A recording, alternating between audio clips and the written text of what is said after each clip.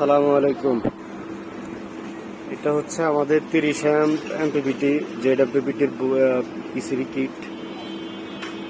আমরা এটা র্যান্ডম একটা ইন্ডাক্টর আমরা করে চেক দিতেছি আর কি। এই হচ্ছে এখন আমাদের 300 ওয়াট প্যানেল থেকে আমরা পাচ্ছি panel voltage 67, battery 13.5, battery full charge আছে 10.2 এম্পিয়ার। যা আমাদের এম্পিয়ারে 10.7 এম্পিয়ার। এটা হচ্ছে আমাদের এই এখন আমাদের এখানে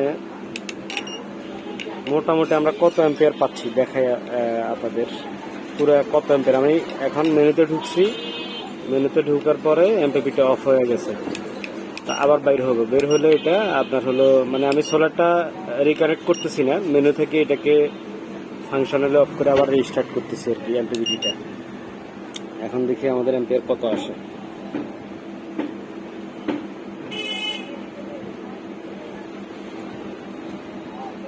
এইটা আমাদের এখন হচ্ছে 18 এম্পিয়ারের মতো আসতেছে প্যানেল থেকে। রৌদ্র মোটামুটি আছে, এখন এই সময় রৌদ্র মোটামুটি আছে আর কি। আমাদের অ্যাকচুয়াল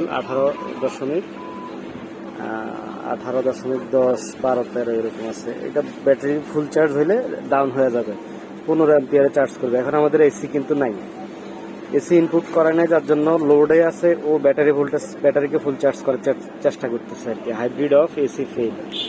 এসি অন থাকলে, এসি যদি এমপিপিটিতে এসি ঢুকানো থাকতো তাহলে ও 15 এম্পিয়ারে চার্জ করতো আর কি। এখন ব্যাটারি ভোল্টেজ ফুল চার্জ করার জন্য লোড আছে, ধরেন সকালবেলা বিদ্যুৎ নাই, ও সূর্য উঠলো, তখন ব্যাটারিও ফুল চার্জ করা লাগবে, আবার লোডও চালাইতে হবে। এই জন্যই আমাদের এই টেকনিকটা করা আর কি। এখন ফুল চার্জ হয়ে গেছে, এই যে এম্পিয়ার আস্তে আস্তে ডাউন হয়ে যাচ্ছে। ব্যাটারি ভোল্টেজ ফ্লোট মোডে ধরে রাখার জন্য যতটুকু এম্পিয়ার দরকার ও অতটুকুই দিতেছে এখন। আমাদের কিন্তু এখন লোডে আছে, প্রায় 10 এম্পিয়ার লোডে আছে। ব্যাটারি 13.5 ধরে রাখার জন্য এখন 10 এম্পিয়ারে ও লোড নিচ্ছে, 11 এম্পিয়ার লোড নিচ্ছে।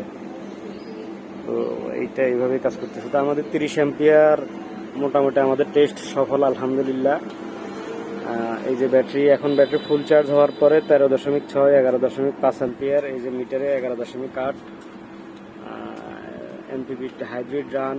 এই মোটামুটি আমাদের 30 এম্পিয়ার যেটা আমাদের চেক করার দরকার ছিল আমরা চেক করছি ইনশাল্লাহ। যেই সকল ভাইয়ের পিসিবি বা কিট অর্ডার ছিল ইনশাল্লাহ আপনাদের ঠিকানা সহসায় আমরা ডেলিভারি করার চেষ্টা করব। কালকে থেকে আমাদের ডেলিভারি শুরু হবে ইনশাল্লাহ। আসসালামু আলাইকুম।